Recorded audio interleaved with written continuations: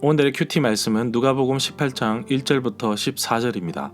제목, 기도에는 끈질김이 필요하다. 먼저 앞뒤 문맥을 살펴보겠습니다. 누가복음 17장 배경이 되는 곳은 사마리아와 갈릴리 사이입니다. 예수님께서 이곳을 지나가시면서 있었던 사건인데 나병 환자 10명을 치유하는 사건이 있었습니다. 그리고 바리새파 사람들이 하나님 나라가 언제 오는지 물었는데 이에 대해 예수님은 여기저기 있다는 소문에 따라다닐 필요가 없고 예수님을 믿는 사람 가운데 왔다고 현재와 미래의 하나님 나라에 대해서 말씀하셨습니다. 바로 하나님이 다스리는 세상입니다. 또한 예수님은 앞으로 임할 하나님의 나라에 대해서 말씀하십니다. 누가복음 18장을 크게 세 부분으로 나눌 수 있습니다. 초반부에는 기도에 대해서 말씀하십니다. 재판관과 힘없는 과부의 이야기를 통해 기도의 끈질김에 대해서 말하고 있습니다. 그리고 바리새파 사람과 세리의 기도를 통해 겸손히 하나님 앞에서 기도해야 함을 말씀하고 계십니다. 과부와 재판관의 비유는 누가복음 18장 1절부터 8절에만 나옵니다. 바리새인과 세리의 비유는 누가복음 18장 9절부터 14절에만 나옵니다. 문단을 나눠보겠습니다. 1절부터 8절은 과부와 불의한 재판관의 비유, 9절부터 14절은 바리새인과 세리의 비유. 1절에 보면 예수님께서 제자들에게 비유로 말씀하셨는데 그 이유는 언제나 기도하고 낙심하지 말아야 할 것을 가르치시기 위함이었습니다. 2절부터 3절에 보면 예수님께서 말씀하시기를 어떤 도시에 하나님을 두려워하지 않고 사람을 무시하는 재판관이 있었는데 그 도시에 과부 한 명이 자주 재판장에게 찾아가서 내 원수를 갚아주시오 하고 말하였다고 말씀하십니다. 4절부터 5절에 보면 그 재판장이 얼마 동안 과부의 말을 듣지 아니하다가 얼마 후에 혼자서 중얼거리기를 내가 하나님을 두려워하지 않고 사람을 무시하지만 이 과부가 나를 귀찮게 하니 내가 과부의 원한을 풀어주어야겠다. 만약에 그렇게 하지 않으면 계속 찾아와서 나를 괴롭게 할 것이다. 고 말씀하십니다. 6절부터 7절에 보면 예수님께서 또 말씀하셨습니다. 불의한 재판장이 말한 것을 들으라. 하물며 하나님께서는 밤낮 부르짖는 하나님의 선택된 백성들의 원한을 풀어주시지 않고 오랫동안 미루시겠느냐.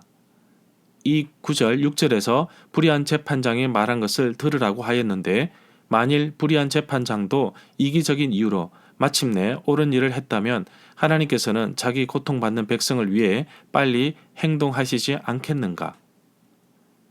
8절에 보면 내가 너희에게 말하는데 하나님께서 속히 그 원한을 풀어주실 것이다. 그러나 인자가 올 때에 세상에서 믿음을 발견할 수 있겠느냐?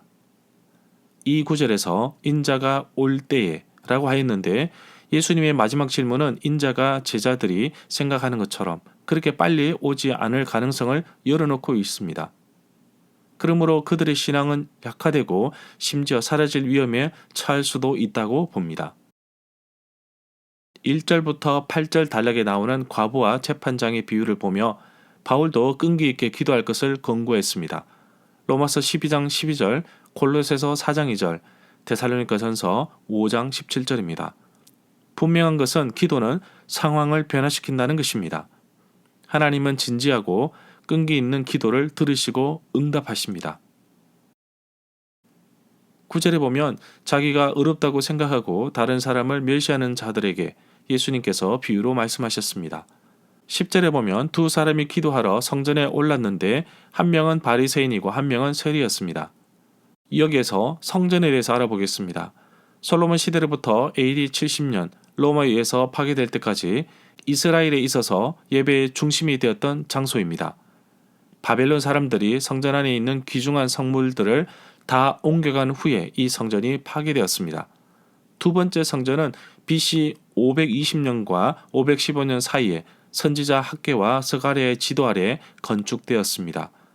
그 후에 성전은 헤롯 대왕 통치 기간에 큰 규모로 완전히 재건되었습니다. 여기에서 세리에 대해서 알아보겠습니다. 복음서에서 로마 정부의 관리로 세금을 징수하는 유대인을 일컫는 말입니다.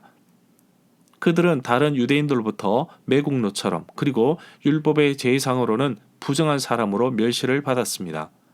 그들은 로마 정부를 위해서 상품이나 농산물을 도시로 들여오거나 반출할 때 세금을 부과해서 받았습니다. 그들 중에 어떤 사람은 예수님의 말씀을 받아들였습니다. 11절에 보면 바리새인은 서서 따로 기도하면서 말하기를 하나님이여 나는 다른 사람들 즉 토색, 사기꾼, 불의, 죄인, 간음을 행하는 사람들과 같지 아니하고 이 세리와 같지 않은 것에 감사합니다. 이 구절에서 서서 따로 기도하여 라고 되어 있는데 어떤 사본에는 따로 서서 기도하여로 되어 있습니다. 12절에 보면 바리새인은 7일에 2번씩 금식하고 또 소득의 11조도 드린다고 하였습니다. 이 구절에서 1회에 2번씩이라는 말은 월요일과 목요일을 의미한다고 봅니다. 13절에 보면 그러나 세리는 멀리 서서 감히 눈을 들어 하늘을 쳐다보지 못하고 다만 가슴을 치며 말했습니다. 하나님이여 불쌍히 여기소서 나는 죄인입니다. 14절에 보면 예수님께서 자기가 어렵다고 생각하고 다른 사람들을 멸시하는 자들에게 말씀하십니다. 이 바리새인보다 세리가 인정받고 집으로 돌아갔느니라. 누구든지 자기를 높이는 자는 낮아지고 자기를 낮추는 자는 높아질 것이다. 여기에서 바리새인과 세리의 비유가 9절부터 14절에 나오는데 하나님과의 올바른 관계는 하나님께 자기 자신의 미덕을 아뢰는 것이 아니라 죄로부터 돌아서는 것입니다.